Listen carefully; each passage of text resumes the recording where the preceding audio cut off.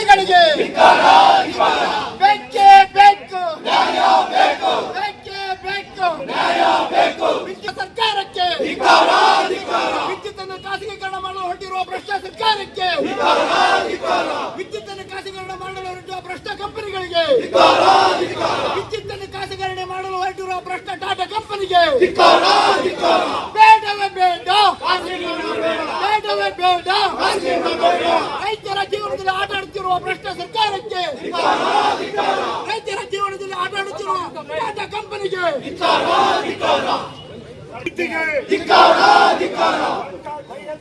ಸರ್ಕಾರದ ಖಾಸಗೀಕರಣ ನೀತಿಗೆ, ಬಂಡವಾಳಶಾಹಿ ನೀತಿಗೆ,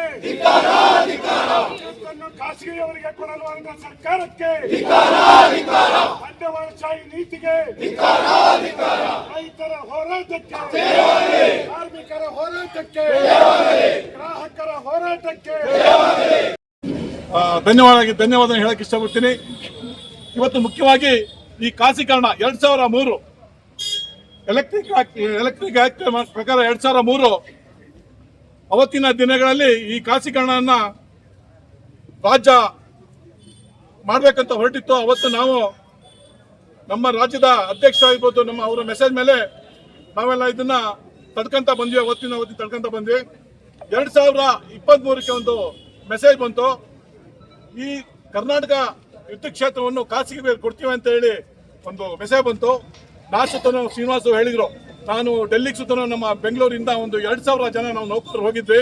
ರೈತರ ಸಂಘದ ಹೆಚ್ಚು ಕಮ್ಮಿ ಸುಮಾರು ರಾಜ್ಯದಿಂದ 21 ರಾಜ್ಯದಿಂದನೂ ರೈತರ ಸಂಘದ ಮುಖಂಡರೆಲ್ಲ ಬಂದಿದ್ರು. ಅದರಲ್ಲಿ ಹೋರಾಟದಲ್ಲಿ ಹೆಚ್ಚು ಕಮ್ಮಿ 2 ದಿನ ನಾವು ಕಾಲ ಹಾಕಿದ್ದೀವಿ ಡೆಲ್ಲಿ ಒಳಗೆ. ಆದ್ರೆ ಪಾರ್ಲಿಮೆಂಟ್ಗೆ ನಮಗೆ ಒಳಗಡೆ ಹೋಗಕ್ಕೆ ನಮಗೆ ಬಿಟ್ಟಿಲ್ಲ. ಅವತ್ತು 2 ಕಿಲೋಮೀಟರ್ ಮಳೆ ಹೊಡೆದಿದ್ರು. ರೈತರಾಗಿರ್ಬೋದು, ನಮ್ಗೆ ಯಾರಿಗೂ ಬಿಟ್ಟಿಲ್ಲ. ಒಳಗೋದ್ರೆ ಪೊಲೀಸ್ ಅಂತ ನಮ್ ತಗೊಂಡು ಒಳ ಹಾಕ್ತಾ ಇದ್ರು ಅಂತ ಪರಿಸ್ಥಿತಿ ಇದಾಗಿತ್ತು. ಲಾಠಿ ಚಾರ್ಜ್ ಎಲ್ಲ ಮಾಡಿದ್ರು. ಆದ್ರೂ ಅದನ್ನ ಸಹಿಸ್ಕೊಂಡು ನಾವು 2 ದಿನ ಅಲ್ಲೇ ಇದ್ಬಿಟ್ಟು ಈ ವಿದ್ಯುತ್ ಖಾಸಗೀಕರಣ ಆಗ್ಬಾರ್ದು ಅಂತ ಬಿಟ್ಟು ಪ್ರತಿಭಟನೆ ಮಾಡಿದ್ವಿ.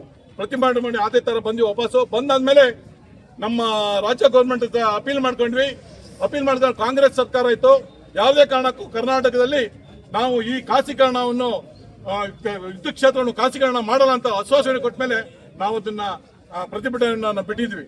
ಈಗ ಮತ್ತೆ ಅದೇ ತರ ಈಗ 2026 ಮೊನ್ನೆ KRC ಅವ್ರದ್ದು ಒಂದು ಇದನ್ನು ಹೊರಡಿಸಿದ್ದಾರೆ. ನಮಗೆ ಏನಾದರೂ ನಾವು ಖಾಸಗೀಕರಣಕ್ಕೆ ಅಪ್ರೂವಲ್ ಕೊಡ್ತಾ ಇದ್ದೀವಿ, ನಿಮ್ಗೇನಾದ್ರು ಅಬ್ಜೆಕ್ಷನ್ ಏನಾದಿದ್ರೆ ತಾವು ಲೆಟರ್ ಮೂಲಕ ಕೊಡಬೇಕು ಅಂತ ಹೇಳಿದ್ರು. ಇವತ್ತು ರಾಜ್ಯ ವ್ಯಾಪ್ತಿಯಲ್ಲಿ ಮೆಸ್ಕಾಂ ಆಗಿರ್ಬೋದು 19 ಜಿಲ್ಲೆಗಳನ್ನ ಖಾಸಗಿ ಕೊಡಬೇಕು ಅಂತ ಬಿಟ್ಟು ತೀರ್ಮಾನ ತಗೊಂಡಿದ್ದಾರೆ.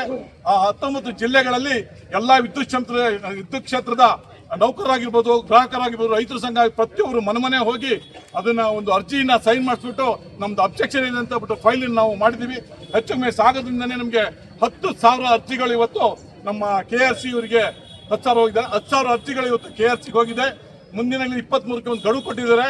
ನಾವು ರಾಜ್ಯ ಗೌರ್ಮೆಂಟ್ಗೆ ನಮ್ಮ DK ಶಿವಕುಮಾರ್ ಆಗಿರ್ಬೋದು, ಹಿಂದಿನಲ್ಲಿ ಅವರು ಉಪಮುಖ್ಯಮಂತ್ರಿ ಆಗಿದ್ರು, ಸಿದ್ದರಾಮಯ್ಯ ಮುಖ್ಯಮಂತ್ರಿ ಆಗಿದ್ರು, ಅವ್ರು ನಾವು ಅಪೀಲ್ ಮಾಡ್ಕೊಂಡಾಗ ನಮ್ದು ಸಂಘದ ಒಂದು 50 ವರ್ಷದ ಸಮಾವೇಶ ಇತ್ತು. ಆ ಸಮಾವೇಶದಲ್ಲಿ ಕರ್ನಾಟಕದಲ್ಲಿ ಕಾಂಗ್ರೆಸ್ ಪಕ್ಷ ಇರೋ ತನಕನೂ ಯಾವುದೇ ಕಾರಣಕ್ಕೂ ನೀವು ಖಾಸಗೀಕರಣ ಮಾಡಲ್ಲ, ನೀವು ಹೆದರಬೇಡಿ ಅಂತ ಆಶ್ವಾಸನೆ ಕೊಟ್ಟಿದ್ದು. ಅದ್ರ ಪ್ರಕಾರ ನಾವು ಇವತ್ತಿಗೂ ತಳ್ಕೊಂತ ಬಂದ್ವಿ. ಆಗ ಇವತ್ತಿನ ದೇಶದ ರಾಜ್ಯ ಸೆಂಟ್ರಲ್ ಎಲೆಕ್ಟ್ರಿಸಿಟಿ ಆಕ್ಟ್ ಪ್ರಕಾರ ಇವತ್ತು ಖಾಸಗೀಕರಣ ಮಾಡಕ್ಕೆ ಒಂದು ಅನುಮೋದನೆ ಅಂದ್ರೆ ಯಾರೇ ಬೇಕಾದ್ರೆ ವಿದ್ಯುತ್ತನ್ನ ತಯಾರಿಸ್ಬಿಟ್ಟು ಮಾರ್ಬೋದು. ಮಾರಕ್ಕಿಂತ ಮುಂಚೆ ನಮ್ಗೆ ಗ್ರಿಡ್ ಕೊಡ್ಬೇಕು. ಗ್ರಿಡ್ ಕೊಟ್ಮೇಲೆ ಗ್ರಿಡ್ಡಿಂದ ಅವ್ರು ಮಾರ್ಬೋದು. ಡೈರೆಕ್ಟ್ ಮಾಡಕ್ ಬರಲ್ಲ. ಆ ತರ ಒಂದು ಕಾನೂನು ತಂದಿಟ್ಟಿದ್ದಾರೆ.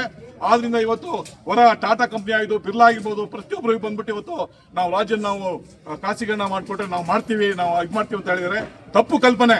ಇದು ಯಾಕೆಂದ್ರೆ ಒರಿಸ್ಸಾ ಆಗಿರ್ಬೋದು, ಬಾಂಬೆ ಆಗಿರ್ಬೋದು, ಡೆಲ್ಲಿ ಆಗಿರ್ಬೋದು, 5 ಸ್ಟೇಟ್ ಅಲ್ಲಿ ಈಗ ಆಲ್ರೆಡಿ ಕೊಟ್ಟಿದ್ದಾರೆ. ಒರಿಸ್ಸಾದಲ್ಲಿ ನೀವು ನಂಬ್ತಿರೋ ಬಿಡ್ತಾರೋ ಸ್ನೇಹಿತರೆ, ಖಾಸಗೀಕರಣ ಟಾಟಾದಲ್ಲಿ ಕೊಟ್ಟಿದ್ದಾರೆ. ಅಲ್ಲಿ ಕೆಲಸ ಮಾಡ್ತಾ ಇರ್ಬೇಕಾದ್ರೆ ಹೆಚ್ಚು ಕಮ್ಮಿ 1 ವರ್ಷದಿಂದ ಮಾಡ್ತಾ ಇದ್ರು. ಈ ಮಳೆಗಾಲದಲ್ಲಿ ಬಿಫೋರ್ ಒಂದು 2-3 ವರ್ಷದ ಹಿಂದ್ಗಡೆ ದೊಡ್ಡ ಮಳೆ ಬಂದ್ಬಿಟ್ಟು, ಗಾಳಿ ಮಳೆ ಎಲ್ಲ ಬಂದ್ಬಿಟ್ಟು ಕಂಬಗಳು ಹೆಚ್ಚು ಕಮ್ಮಿ ಒಂದು 3,000-4,000 ಕಂಬರೆಲ್ಲ ಮುರಿದೋಗಿತ್ತು. ಇಡೀ ಇದು ಒರಿಸ್ಸಾ ಕತ್ತಲಲ್ಲಿತ್ತು. ಆದ್ರೆ ನಮ್ಮ ರಾಜ್ಯ ಗೌರ್ಮೆಂಟ್ ಏನ್ ಕರ್ನಾಟಕದಲ್ಲಿ ಕಾಂಗ್ರೆಸ್ ಪಕ್ಷ ಇದೆ, ಅವರು ಇಲ್ಲಿಂದ ನಮಗೆ 2,000 ಜನಕರನ್ನ ಒರಿಸ್ಸಿಗೆ ಕಳಿಸ್ಬಿಟ್ಟು ಆ ಒರಿಸ್ಸಾದಲ್ಲಿ ಕೆಲಸ ಮಾಡಿ ಶಬಾಷಿಗೆ ನಮ್ಮ ಮೆಸ್ಕಾಂ ಕಂಪ್ನಿ ಹೇಳಕ್ ಇಷ್ಟಪಡ್ತಾ ಇದ್ದೀವಿ ನಾವು ಅಂತ.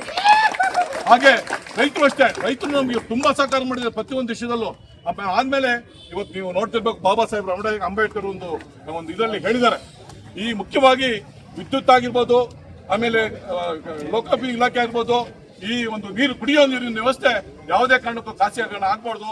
ಗ್ರಾಹಕರಿಗಾಗಿರೋ ತೊಂದರೆಗಳು, ಬಡವರಿಗೆ ಬಡವರಿಗೆ ಎಲ್ಲ ತೊಂದರೆ ಆಗುತ್ತೆ. ಅದರಿಂದ ಸರ್ಕಾರಿ ಸ್ವಾಮ್ಯದಲ್ಲಿ ಇಟ್ಟು ಕೆಲಸಗಾರರನ್ನು ಮಾಡಬೇಕು ಅಂತ ಹೇಳಿಕೆ ಅವ್ರು ಹೇಳಿದ್ದಾರೆ. ಅದೇ ಪ್ರಕಾರ ನಾನು ಅಪೀಲ್ ಮಾಡ್ಕೊಂತ ಇದ್ದೀನಿ ಡಿ ಕೆ ಶಿವಕುಮಾರ್ ಸಾಹೇಬ್ರಿಗೆ. ಇವತ್ತು ರಾಜ್ಯದಲ್ಲಿ ಇವತ್ತು ನೀವು ಹೇಳಿದ್ದು ಏನು ನೀವು ಡೈರೆಕ್ಷನ್ ಕೊಡ್ತೀರಿ, ಆ ಡೈರೆಕ್ಷನ್ ಬಗ್ಗೆ ನಮ್ಮ ಎಂಪ್ಲಾಯ್ ನಡ್ಕೊಂತ ಇದ್ದಾರೆ. ಇವತ್ತು ನೀವೇನೇ ಒಂದು ಆರ್ಡರ್ ಬಂದ್ರು ಆ ಆರ್ಡರ್ನ ಪಾಲನೆ ಮಾಡ್ಬಿಟ್ಟು ರೈತರಾಗ್ಬೋದು, ಗ್ರಾಹಕರಿಗೆ ಉತ್ತಮ ಸೇವೆ ಕೊಟ್ಟು ಇವತ್ತು ಹೆಸರು ಗಳಿಸ್ಕೊಂಡಿದ್ವಿ.